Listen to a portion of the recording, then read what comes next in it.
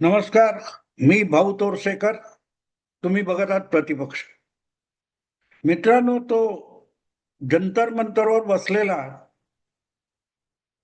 लडाखचा सामाजिक कार्यकर्ता सोनम वांगचुक याच्याबद्दल समाजामध्ये, सामान्य माणसामध्ये जितकं कुतूहल आणि कौतुक होतं ते ह्या एका उपोषणाने संपवून टाकलेलं. एका उपोषणाने संपवून टाकले. याचं कारण, त्याचं उपोषण खोटं आहे असं मला अजिबात म्हणायचं नाही. आणि अशा प्रकारची उपोषणं असतात त्याविषयी मी स्वानुभवाने सुद्धा बोलू शकतो. कारण मी एकदा बऱ्याच वर्षापूर्वी, जवळजवळ 54 वर्षापूर्वी, मी स्वतः जवळजवळ 6 दिवसाचं खरं खुरं उपोषण केलेलं आहे. त्यामुळे उपोषणात काय अवस्था असते आणि उपोषण संपल्यानंतर काय अवस्था असते या अनुभवातून मी स्वतः गेलोय. पण तो विषय आजचा नाही. तो कधीतरी मी सवडीने व्यक्तिगत बाबतीत करायचं तेव्हा करीन. आज तो नाही. आज या वांगचूकच्या उपोषणाचा शेवटचा दिवस आहे. काय आणखीन किती 30वा दिवस आहे, 19वा वगैरे वगैरे कौतुक मीडियातून झळकायला लागली. आणि या निमित्ताने अनेक पाखंडी चेहरे लोकांसमोर आलेले आहेत. काल काय परवा कुठेतरी मी इंडिया टुडे ग्रुपचा सल्लागार संपादक राजदीप सरदेसाई याचा एक सोशल मीडियावरची पोस्ट बघितली की अण्णा हजारेंसाठी 2011 मध्ये किती 24 तास सगळीच्या सगळी मीडिया राबत होती आणि आज वांगचूकसाठी कोणी जात नाहीये. मीडियाने त्याच्याकडे पाठ फिरवली आहे असं म्हणणारा राजदीप सरदेसाई स्वतःच मेनस्ट्रीम मीडिया मधला एका मोठ्या मीडिया ग्रुपचा सल्लागार संपादक आहे. त्याने ठरवलं तर इंडिया टुडेचा ग्रुप म्हणजे आज तक, इंडिया टुडे, आणखीन जे काय लहान मोठे त्यांचे डिजिटल चॅनेल आहेत, सगळीकडे वांगचूकला प्रचंड प्रसिद्धी मिळू शकते 24 तास. राजदीप सरदेसाई का नाही करत? म्हणजे जसं तो मी व्हिडिओ केला होता, उद्धव ठाकरे स्वतः काय करणार नाही, मी घरी बसणार, तुम्ही सगळं करा, क्रांती सगळी तुम्ही करा. हे असले पाखंडी लोक एकाहून एक सरकार याकडे लक्ष देत नाही असं म्हणायला जे एकापेक्षा एक स्वरा भास्कर पासून आणखीन कोणतो अनुराग कश्यप वगैरे पर्यंत जे लोक पोहोचलेत आणि ज्यांना वांगचूकच्या तब्येतीची इतकी चिंता आहे, त्यापैकी एखाद्याचा जरी सिंपथीचा विषय किंवा राग आक्षेप खरा असेल तर त्यांनी समोर खादाडी करणाऱ्यांना थोबाडून काढलं असतं. शरम वाटत नाही तुम्हाला? एक माणूस मंचावर सलग अखंड उपोषण करतोय आणि त्याला दिसेल असं तुम्ही ताव मारल्यासारखं वेगवेगळ्या पक्वान्न खात बसलेला आहात. तुम्हाला शरम वाटत नाही का? हा अगदी त्या अभिजित दिपके पासून तिथे दिसणाऱ्या प्रत्येकाला, या सेलिब्रिटींनी हा पहिला प्रश्न विचारला असता. सरकारला नंतर प्रश्न विचारा. एखादा गरीब किंवा कोणीही उपाशी पोटी जगत असेल तर त्याच्या समोर तुम्ही पक्वान्नाचे ताट घेऊन बसणार आणि तावातावाने मिटक्या मारत खाणार. हा एक प्रकारे त्याच्यावर भयंकर मोठा मानसिक अत्याचार असतो. एवढी सुद्धा सेन्सिटिव्हिटी, संवेदनशीलता ज्यांच्याकडे नाही असे सगळे लोक तिकडे येऊन, जंतर मंतरवर येऊन सरकारला टोचतायत, सरकारला बोलतायत. अरे तुमचं काय? स्वतः वांगचुकनी पण हा खेद व्यक्त केला की तुम्ही आमरण उपोषण करा असं माझा आग्रह नाही, पण एक दिवस तरी प्रामाणिकपणे मला पाठिंबा द्यायला एक दिवसाचं तरी खरं खुरं उपोषण करा. तुम ठूस ठूस कर खा रहे हो, हे वांगचूकचे शब्द आहेत. आणि एवढी सेन्सिटिव्हिटी, एवढी संवेदनशीलता सुद्धा ज्यांच्याकडे नाहीत अशा लोकांनी जंतर मंतरवर हजेरी लावलेली आहे.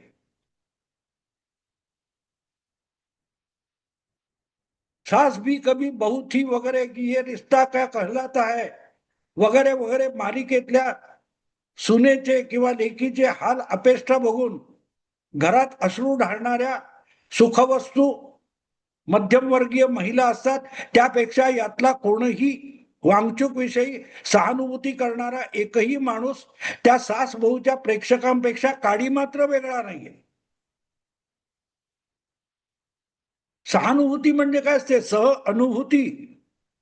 ज्या अनुभूतीतून, ज्या अनुभवातून सोमनम वांगचूक जातोय, त्याचं शरीर त्याला पोखरतंय, त्याच्या मांसपेशी त्याला पोखरतायत, इतकं वजन घटलं, इतका रक्तदाब घटला, हे सगळे सांगणारे आहेत. ते भरपेट ढेकर देणारे आहेत. आणि फक्त आडोशाला नाही, त्याच्या समोर बसून जखमेवर मीठ चोळण्यासारखे लोक जेव्हा वांगचूकच्या पाठिंब्याला उभे राहतात, तेव्हा ते किती पाखंडी आहेत हे वेगळं वर्णन करून सांगण्याची गरज नाही.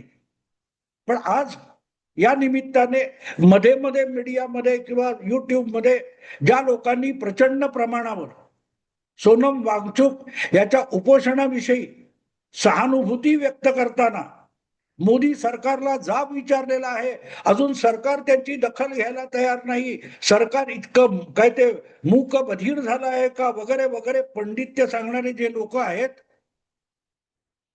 हे दूधखोरी पोरं वाटतात मला, किंवा लबाड आणि बदमाश वाटतात. याचं कारण असं की वस्तुस्थिती तुम्हाला माहित नाही, तुम्ही जगाला ज्ञान पाजायला आलाय की वांगचूक उपाशी पोटी तो कदाचित 4 दिवसात मरू शकतो, वगैरे वगैरे सांगणारे जे लोक आहेत, त्यांना एक गोष्ट माहित नाही, वर्ष 16 वर्ष उपोषण करून माणूस मरत नाही. वांगचूक ज्या प्रकारचं उपोषण करतोय, या प्रकारचं उपोषण केल्याचा शेवटचा रेकॉर्ड आहे तो तब्बल 16 वर्षाचा आहे. हे माहिती नसेल आणि तुम्ही बोलत असाल तर तुम्ही दुधखोरी पोरा, तुम्ही पत्रकार नाही, तुम्हाला अक्कल नाही असं म्हणावं लागतं. दुधखोरी पोरं म्हणजे काय? जी पहिल्यांदा केजी मध्ये, अंगणवाडीमध्ये, बालवाडीमध्ये जातात, ती काय 2 तासाची प्ले स्कूल असतं, तिथून घरी परतल्यानंतर ती कोवडी पोरं जशी पहिल्यांदा आपल्या आईबापांना शहाणपण शिकवायला लागतात, त्यापेक्षा वांगचूकवर असले व्हिडिओ बनवणारे किंवा वेगवेगळ्या मीडियामधून अक्कल पाजळणारे लोक आहेत, ते त्या दुधखोळ्या 4-5 वर्षाच्या पोरांपेक्षा जास्त शहाणे नाहीत. असते तर त्यांना अशा बेमुदत उपोषणाचे दीर्घकालीन रेकॉर्ड माहिती असायला पाहिजेत. एक व्हिडिओ मी बघितला, त्यांनी चांगली माहिती दिली की यापूर्वी किती दिवसाचा रेकॉर्ड होता. पंजाबी सुभासाठी मास्टर तारासिंग नावाच्या अकाली संताने बेमुदत उपोषण केलं होतं, त्यात त्यांचा मृत्यू झाला होता. मला वाटते बहुतेक मास्टर तारासिंग नाव आहे, कदाचित नाव मी चुकत असेल. पंजाब हे वेगळं राज्य करावं, फक्त शिखांचं राज्य करावं, पंजाबी सुभा नावाची मागणी होती. दुसरा, गंगेच्या शुद्धीकरणासाठी GD किंवा काय तर अगरवाल नावाचे एक IITचे प्राध्यापक होते आणि त्यांनी बेमुदत उपोषण केलं. 100 दिवसापेक्षा अधिक उपोषण केल्यानंतर त्यांचा जीव गेलेला आहे. अजूनही गंगा साफ झालेली नाही. आणि सगळ्यात पहिलं रेकॉर्ड अगदी काढायचं झालं तर सगळ्यात पहिलं जे होतं गाजलेलं उपोषण स्वातंत्र्योत्तर काळात, ते होतं श्रीरामलूचं. भाषिक प्रांतवार रचना व्हावी हा काँग्रेसचा ठराव स्वातंत्र्यपूर्व काळातला होता, त्याची अंमलबजावणी व्हावी म्हणून आंध्र प्रदेश मधले तेलुगू सांस्कृतिक भाषिक नेते श्रीरामलू यांनी बेमुदत उपोषण केलं. आणि त्यांचं निधन झाल्यानंतर जो काय आगडो मुसळला होता, त्यातून खरी भाषिक प्रांतवार रचनेची व्यवस्था झाली, पण त्यातून महाराष्ट्राला वगळण्यात आलं, म्हणून संयुक्त महाराष्ट्र आंदोलन झालं होतं. हे अगरवाल, तारासिंग आणि श्रीरामलू याची माहिती अगत्याने दिली जाते. पण ही माहिती देणारे जे कोणी वांगचूकचे खादाड चाहते आहेत, पोट फुटेस्तोवर तिथेच बसून खातात किंवा त्यावर रील्स बनवतात, त्यावर व्हिडिओ बनवतात, त्यावर बातम्या रंगवतात, त्यापैकी कोणालाही चानू शर्मिला हे नाव माहिती नाहीये. चानू शर्मिला हे नाव कोणालाही माहिती नाहीये. ज्यांनी कोणी आतापर्यंत मोदी सरकारला टोचण्यासाठी बातम्या रंगवल्या, व्हिडिओ बनवले, त्यापैकी कोणालाही चानू शर्मिला हे नाव माहिती नाहीये. मित्रांनो, या महिलेने 16 वर्ष सलग उपोषण केलं. 16 वर्ष, 2000 पासून 2016 पर्यंत. 2000 साली देशात वाजपेयी सरकार होतं आणि 2016 साली देशामध्ये भाजपचंच मोदी सरकार होतं. मध्यंतरी 10 वर्ष मनमोहन सिंग आणि सोनिया गांधी यांचं काँग्रेस आणि युपीए सरकार होतं. या सलग 2 पद्धतीच्या सरकारांमध्ये चानू शर्मिला या महिलेने, मणिपूरच्या महिलेने, जो सशस्त्र दलासाठी वेगवेगळ्या राज्यामध्ये, प्रामुख्याने ईशान्येकडच्या राज्यांमध्ये जो विशेष कायदा बनवण्यात आलाय, स्पेशल ऍक्ट काहीतरी, मला तर आता एफ काहीतरी नाव आहे, मला आठवत नाही, तो कायदा रद्द केला जावा. ईशान्येकडच्या राज्यामध्ये सैन्य सुरक्षेसाठी ठेवण्याचा जो विशेष कायदा आहे आणि ज्या कायद्यामुळे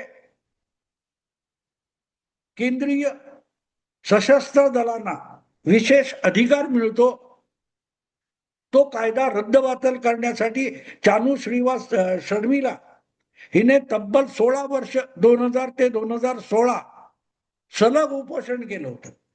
ती पण सोनम सारखीच सामाजिक कार्यकर्ता होती. काय झालं शेवटी?